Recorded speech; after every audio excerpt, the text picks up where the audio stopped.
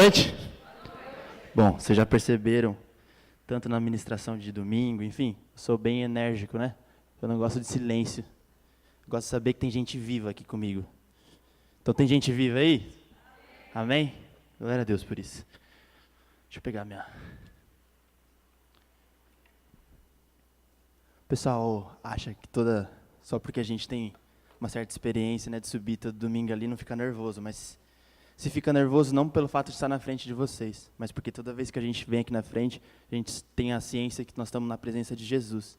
Então, é realmente sempre uma responsabilidade entrar na presença de Deus, assim, uma certa posição, né? E hoje nós vamos falar sobre o antagonista. O que é o antagonista? Deixa eu ver se eu aprendo esse negócio aqui, ó. Eu separei um significado ali, né? É bem fácil.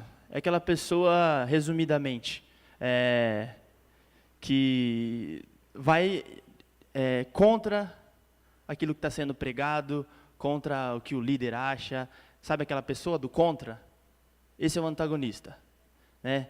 Nós vamos depois ver alguns exemplos na Bíblia disso, que Jesus ele teve que lidar com antagonistas durante o ministério dele. E o significado é isso, quem está lutando contra outra pessoa acaba se tornando um adversário. E não era para ser assim, porque é pessoa da comunhão, é pessoa aqui da igreja mesmo, que quer servir a Deus, mas acaba se tornando um adversário do líder, da igreja, né? Uma coisa que eu li hoje relacionada a isso é que o antagonista às vezes nem sempre é uma pessoa, às vezes é um ambiente também, que vai contrário ao propósito, aquilo que é para ser pregado, né? Nós vamos, bem didaticamente, trabalhar alguns pontos. Primeira coisa, de que maneira o antagonista é identificado? A gente sabe aqui que é um treinamento de líderes que já têm uma liderança, líderes em potenciais. Então, é importante nós estarmos preparados para isso. Porque você tendo o papel de líder, você vindo a ser um líder, ou às vezes um auxiliar, você vai precisar lidar com isso. Nós vamos ver a seriedade que é de saber lidar com isso, porque o antagonista, dependendo, ele pode acabar destruindo a comunhão, destruindo o propósito da célula, que é o quê? Quer curar as pessoas, quer realmente ter relacionamento. E ele vai realmente totalmente contrário a isso. Então, primeiro ponto, de que maneira o antagonista é identificado. Primeiro, a proximidade. O que você tem que olhar? Você tem, primeira coisa, fazer uma pergunta. Talvez você lembre aí de uma pessoa, você vai fazer a pergunta primeiro. Ele está sempre perto de conflitos destrutivos? É importante essa palavrinha, destrutivos. Existem conflitos na célula, a célula é um lugar de conflitos, mas conflitos construtivos. Mas essa pessoa, ela acaba que ela sempre está em volta de conflitos que destroem, que não geram vida. Muito pelo contrário, geram morte. Então, você tem que se perguntar, como um líder, essa pessoa está sempre perto desses conflitos? Parece que ela tem um imã, que ela sempre está ali relacionada a isso? É importante identificar e daí fazer a pergunta, isso aconteceria se essa pessoa não estivesse aqui? Isso teria tomado a proporção que tomou se essa pessoa não estivesse aqui? Então, o primeiro ponto é proximidade. Segundo ponto, espiritualidade. O que caracteriza a vida espiritual do antagonista? A gente separou alguns pontos aí, ó. O primeiro, ele vive dentro do seu próprio sistema legalista. Eu vou falar rápido agora, tá? Para a gente ser bem rápido e eu creio que vocês estão entendendo bem, porque o pastor Paulo ele pontuou bem assim na apostila que ele entregou para a gente, então está bem fácil de entender. Então, os pontos relacionados à espiritualidade. Primeiro, ele vive dentro do seu próprio sistema legalista. Segundo, ele tende a estabelecer padrões de vida. Terceiro, vive de acordo com a letra da lei e não segundo o espírito. Quarto, preocupação com retidão espiritual.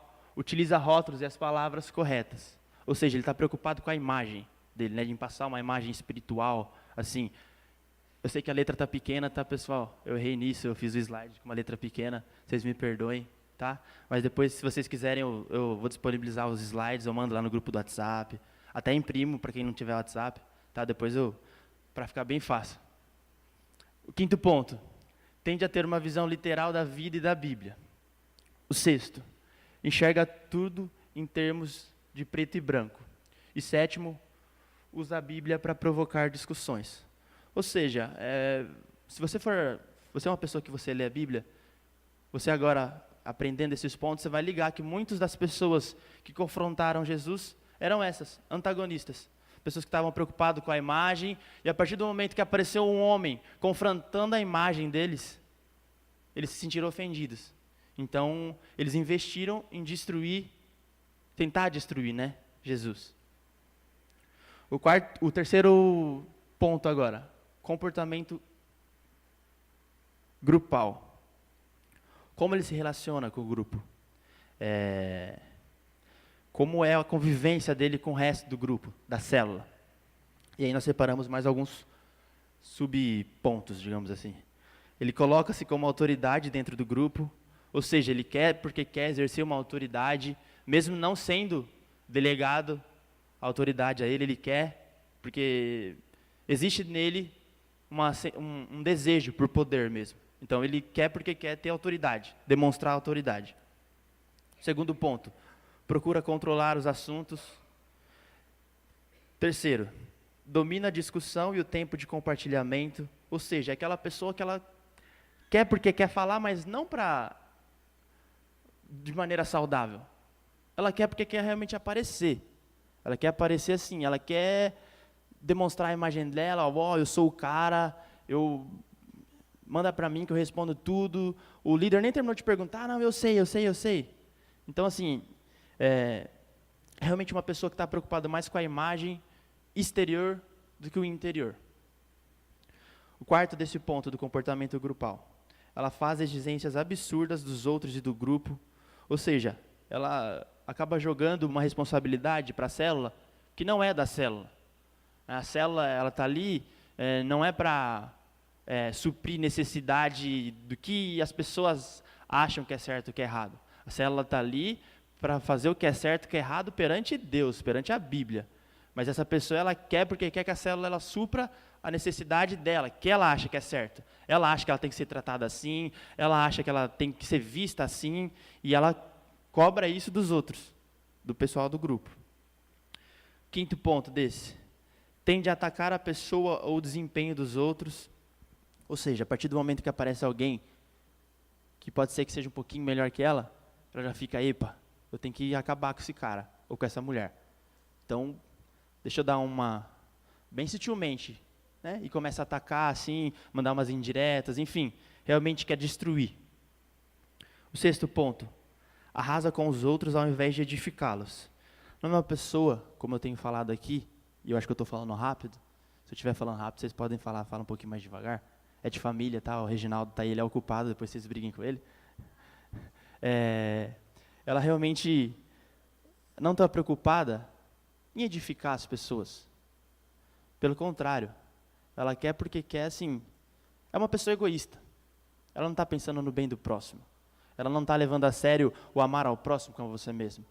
O mandamento dela é, eu me amo e eu só me amo. É simples assim. O sexto desses pontos. É rápido em desafiar e atacar as ideias dos outros. Sétimo, precisa converter todo mundo ao seu modo de pensar. E o último, está mais interessado em corrigir ideias do que em relacionamentos estáveis. É importante, né, a gente lembrar o seguinte, o propósito da célula é realmente relacionamento. É você criar uma comunhão, você realmente criar vínculo com as pessoas, né? É uma das maneiras que Deus usa para ministrar as pessoas. E o antagonista, o comportamento no grupo dele é realmente o contrário a isso. Ele não quer criar vínculo, ele não quer ter relacionamento saudável. Ele está preocupado em destruir, ele está preocupado em atacar, ele está preocupado em aparecer. E é importante você ir pensando sobre isso. Até se você quiser anotar algumas coisas importantes, porque isso acontece. Isso acontece. Se eu for perguntar para o pastor Paulo, para o pastor Nê, para os líderes mais sábios aqui da igreja, eles vão contar experiências, que isso já aconteceu. É importante a gente saber agir quanto a isso.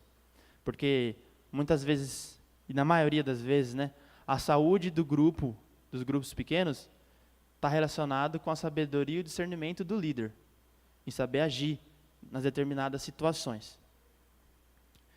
Nós vamos agora para o ponto relacionado à liderança. A pergunta que deve fazer relacionada a isso. Nossa, apertei uma vez, foi duas, tá bom. De que maneira ele se relaciona com o líder? Qual que é o relacionamento do antagonista com o líder? Alguns pontos. É rebelde. É rebeldia. Ele não obedece o líder, ele não reconhece o pastor. Ele é uma ovelha que ele não reconhece o pastoreio. Sabe? Ele não está preocupado com isso. Segundo ponto, está sempre questionando a liderança. Ele não sabe aceitar a liderança. E aqui, eu quero abrir um parênteses. Nós não estamos falando de ditadura, né, na célula. Não é isso que nós estamos falando. Nós estamos falando, assim, de pessoas que o líder fala uma coisa certa, mas a pessoa quer porque quer questionar. Às vezes o líder está falando principalmente, né, da Bíblia, mas a pessoa quer questionar a liderança, quer questionar a pessoa do líder, quer questionar para realmente, ela tem que questionar. Se ela não questionar, ela não vai se sentir bem. Ela vai ver, nossa, eu perdi uma oportunidade de questionar ele. O terceiro ponto, tende a usurpar o poder e a autoridade.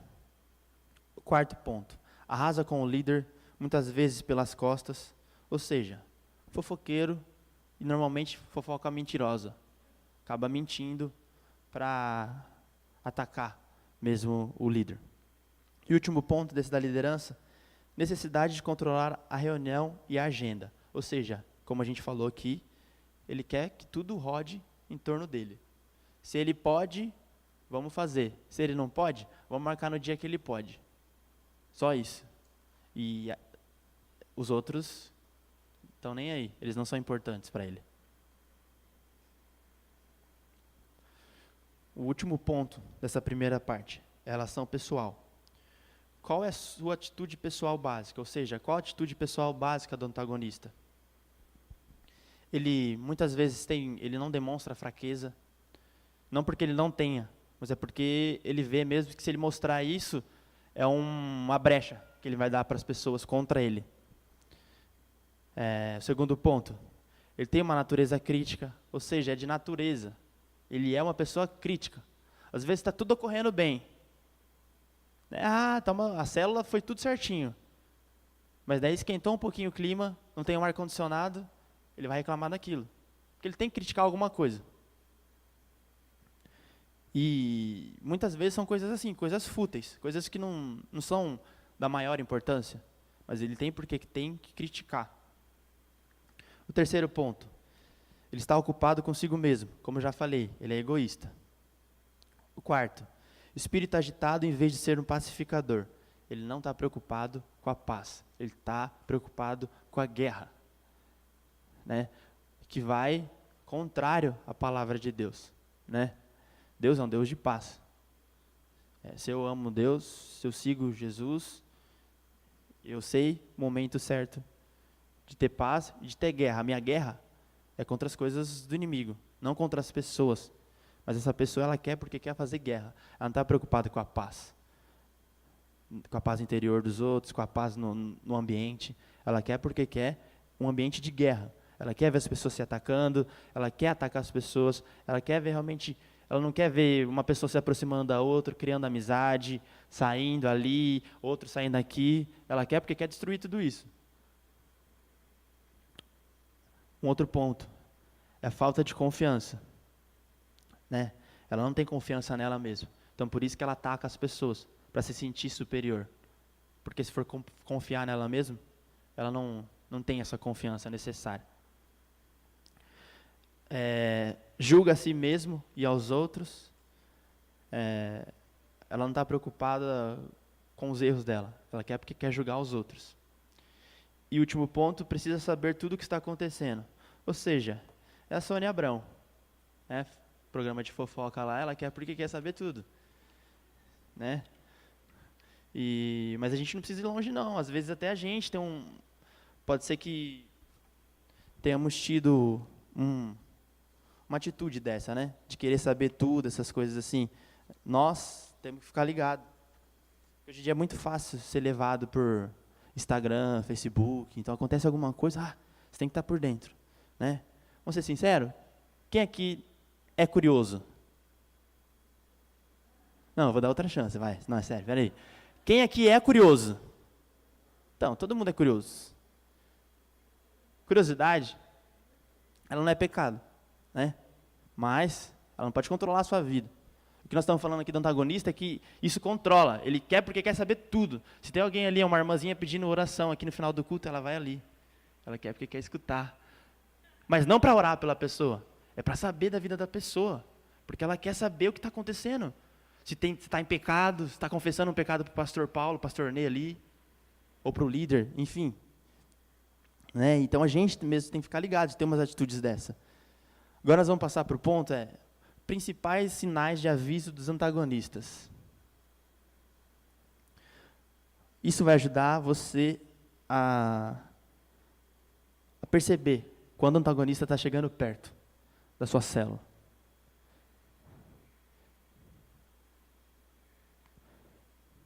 Agora que vocês não vão conseguir ler mesmo, né? Está azul ali, desculpa. Mas eu vou falar bem tranquilo agora. O primeiro ponto. Critica a líderes anteriores. Ela é uma pessoa que talvez seja o primeiro dia na célula. Ela vai procurar uma oportunidade para falar mal do líder antigo dela. Ou do pastor antigo dela. Ou enfim, de alguém que já esteve sob a vida dela. Ela quer porque quer criticar os líderes anteriores. Ela precisa contar, né? E às vezes até inventa isso. Isso não é uma atitude legal, né? Nós temos, como cristão, ter que ter um coração perdoador. Se o meu líder, pode ser que tenha errado mesmo, eu não tenho que chegar numa outra célula e falar mal do meu líder antigo. Isso é desleal.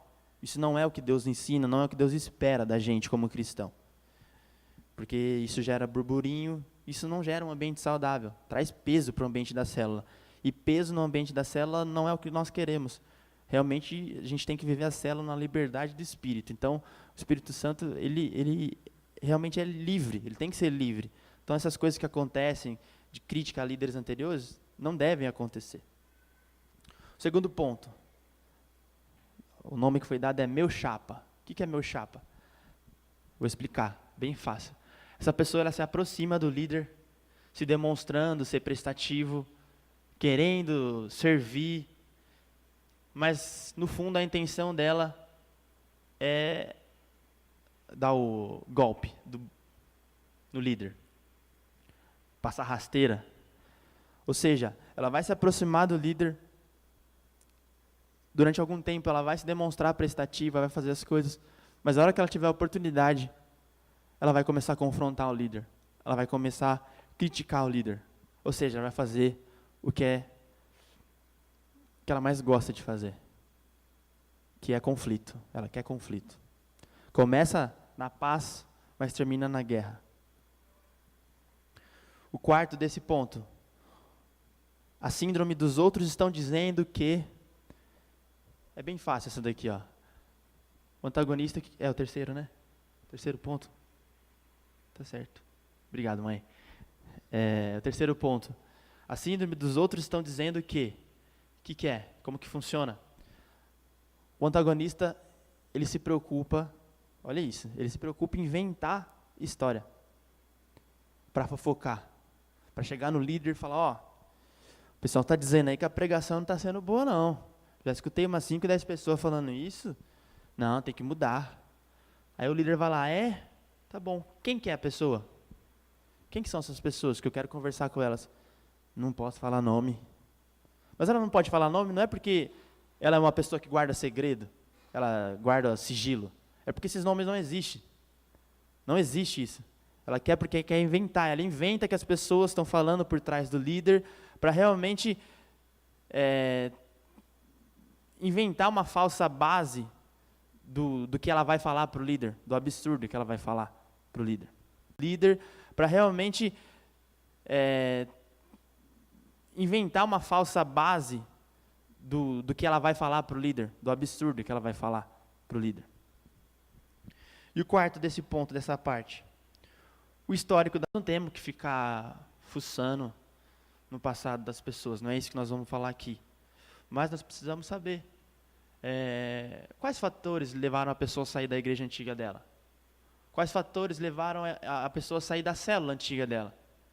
Sair do ministério antigo que ela era. É importante saber isso, não como um método de seleção, não é isso, você não vai selecionar quem vai na sua célula, mas nós precisamos saber para realmente estar preparado para agir quanto a isso. E acabando essa parte, eu vou convidar todo mundo que trouxe a Bíblia a abrir comigo lá em Lucas, capítulo 20. Mônica, coloca para mim aí, para quem não trouxe. Do versículo, nós vamos ler duas partes desse texto. Eu falei para vocês no começo, né? Jesus, ele teve que lidar com antagonistas, com pessoas que queriam destruir o ministério dele. É o Lucas 20, nós vamos ler primeiro do versículo 1 ao 8.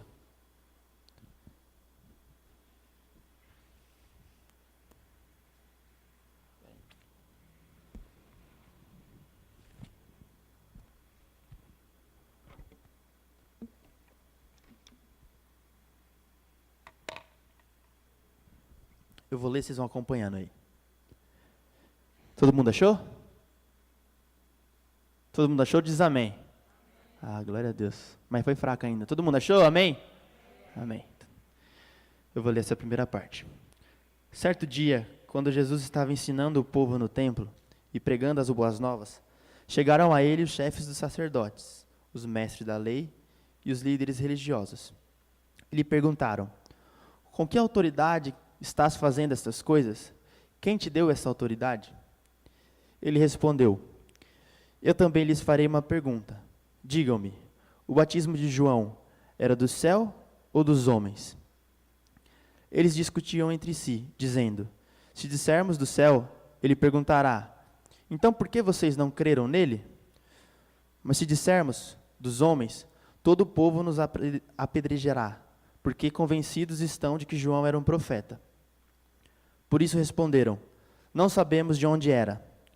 Disse então Jesus: tampouco lhes direi com que autoridade estou fazendo essas coisas. Por que eu separei primeiro esse texto? Claramente essas pessoas eram antagonistas, pessoas que estavam contra o ministério de Jesus. E o primeiro ponto que nós, como líder, temos que ter, como Jesus teve, ele demonstrou aqui sabedoria. Ele não foi grosso com eles, ele não ficou em silêncio, ele teve sabedoria para responder. E com a sabedoria, ele fez esses antagonistas se silenciarem por si só. Então, primeiro ponto, você como líder, busque sabedoria. E o segundo ponto, você vai comigo lá no versículo 20 agora, desse mesmo texto. Nós vamos ler do versículo 20 ao versículo 25.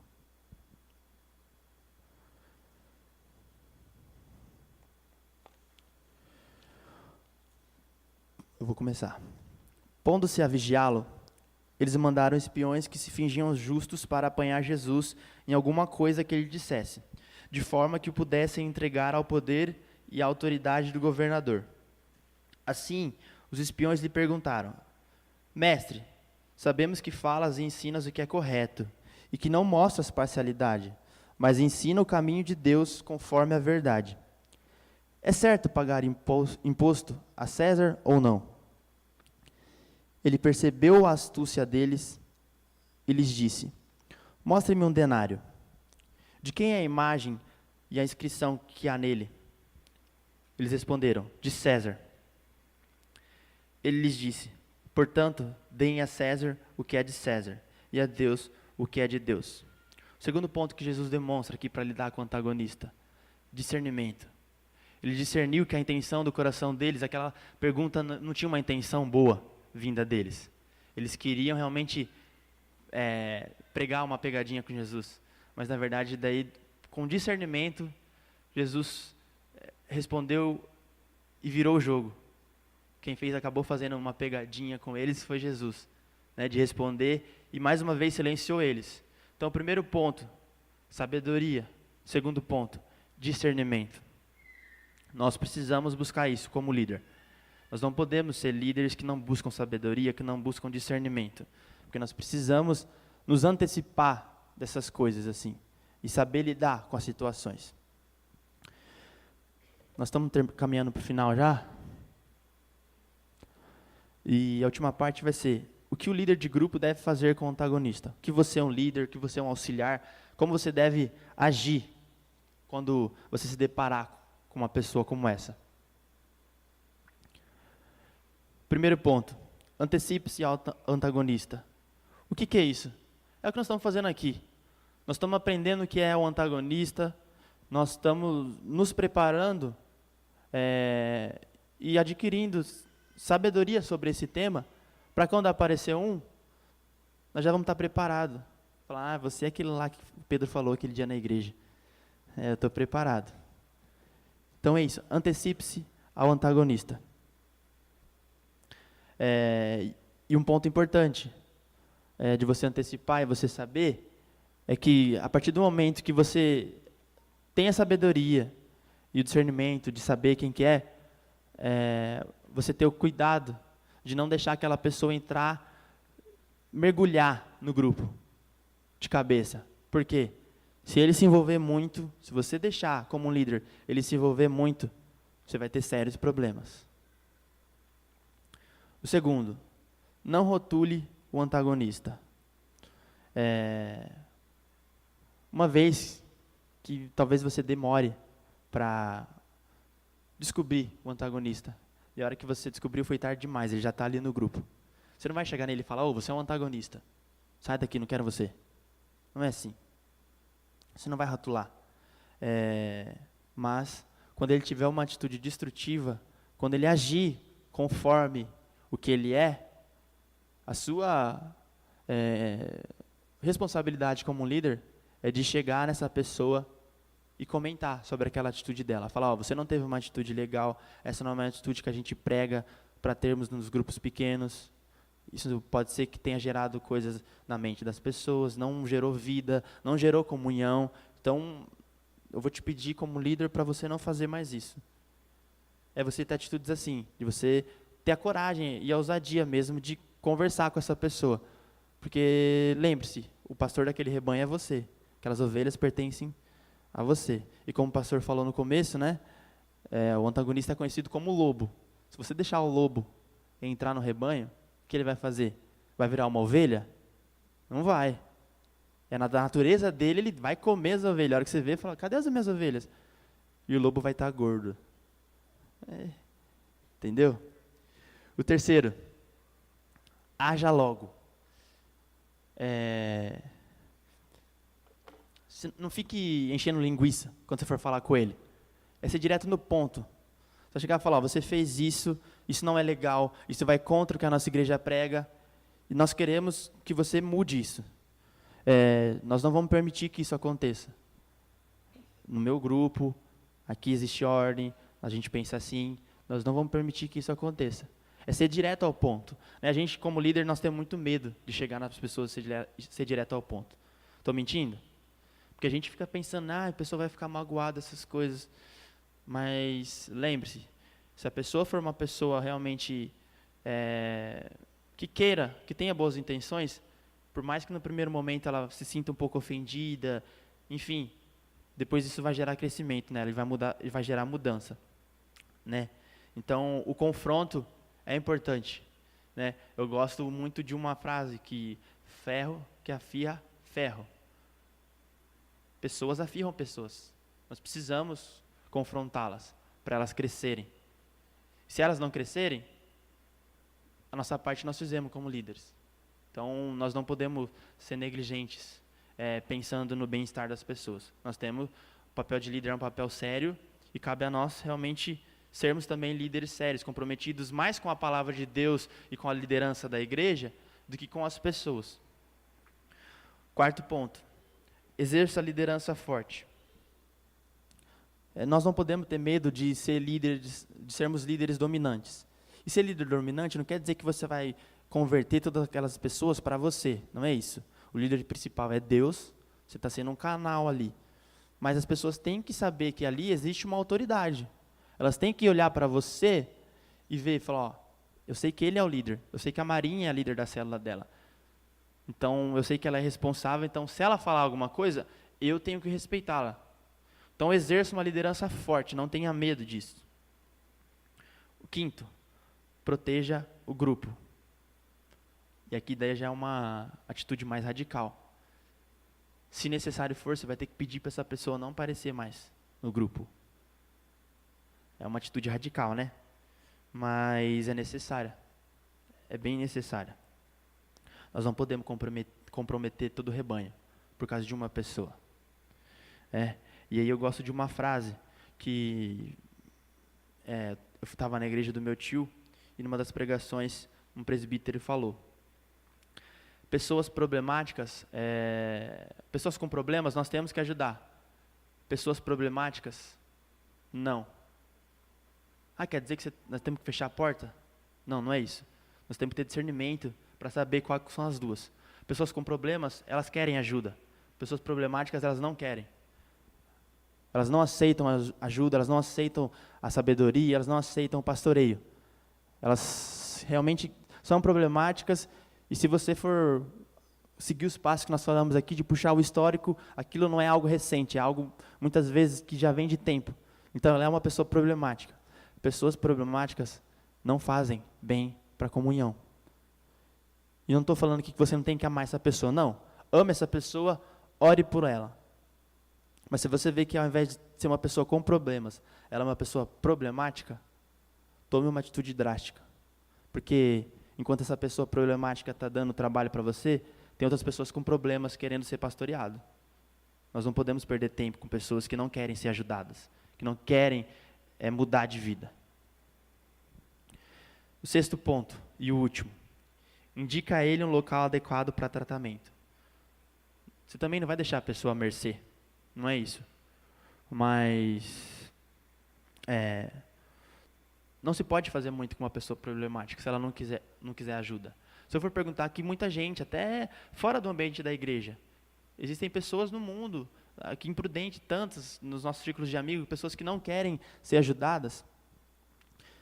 O que nós podemos fazer, como último passo, é indicar para ela um local que ela vai ser tratada. E às vezes você, como líder, não está dando conta, é você indicar o gabinete do pastor Paulo. Aí o pastor, não sei se ele vai ficar muito feliz com isso, né? A Iveta já me olhou aqui com uma cara. Mas é sério, o pastor vive falando que a sala dele tem vários lencinhos ali, as pessoas vão lá e choram, e realmente, por isso que o pastor Paulo e o pastor Ney são pessoas diferentes de nós, eles foram chamados para isso, e estão há muito tempo fazendo isso, e nós temos que aprender a recorrer aos nossos pastores, né? Porque nós não somos apenas líderes de célula, ou potenciais líderes, nós também somos ovelhas com um pastor acima de nós. Então, se nós, como líderes, mas também como ovelhas, estamos tendo problema, não estamos conseguindo resolver isso, é de fundamental importância nós chegarmos no pastor Paulo, no pastor Nê, prestarmos conta. Falar, pastor, está acontecendo isso, tem essa pessoa, eu estou indicando ela para o senhor aqui, porque eu não estou sabendo lidar. Eu tenho certeza que o pastor Paulo, o pastor Ney, como homens sábios e homens de Deus que são, eles vão saber direcionar, ou você, ou mesmo a pessoa, né? Então, o último passo é realmente demonstrar onde a pessoa pode ter ajuda, né?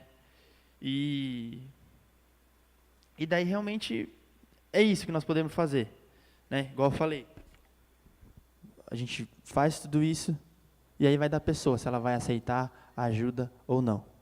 Mas o nosso papel como líder principal, e é porque nós estamos aqui essa noite, e eu tenho certeza que é porque o pastor Paulo, o pastor Ney estão fazendo esse encontro aqui, é estarmos preparados para lidar com essas pessoas, né? Nós não podemos ser líderes que são pegos de surpresa com as situações. E nós precisamos estar preparados. Precisamos nos antecipar aos problemas, né? Então, ainda que você não tenha liderança, ainda que você talvez nem almeje ou nem se ache que vai ter um ministério assim, Pegue isso para você, porque talvez isso não necessariamente vai acontecer só numa célula, só quando você exerce uma liderança. Pode ser que aconteça na sua família, pode ser que aconteça em algum grupo, um círculo de amizade seu. Então é importante nós sabermos, né? Porque a partir do momento que nós assumimos um compromisso com Cristo, reconhecemos o perdão de Jesus a nós, nós somos curados para curar, nós somos tratados para tratar. Então nós não podemos ficar indiferentes às pessoas. Se nós estamos vendo pessoas destruindo grupos lá fora também, né? E se nós tivermos esse preparo, nós vamos poder ajudar de alguma maneira, né? E cabe a nós também, cristãos, né? Fazermos o bem. E fazermos o bem é agirmos de maneira boa, de maneira agradável aos olhos de Deus, né? Nós somos uma família de discípulo e um discípulo ele aprende com o discipulador. E Jesus, assim como eu mostrei, ele teve muitos antagonistas na caminhada dele aqui, mas ele ensinou com sabedoria, discernimento, com oração também, né, que é um papel importante que deve ter na vida do líder. Nós precisamos orar mais, a oração realmente nos reveste, nos prepara para termos sabedoria a lidar com toda essa questão, né? E era isso, na verdade, pastor.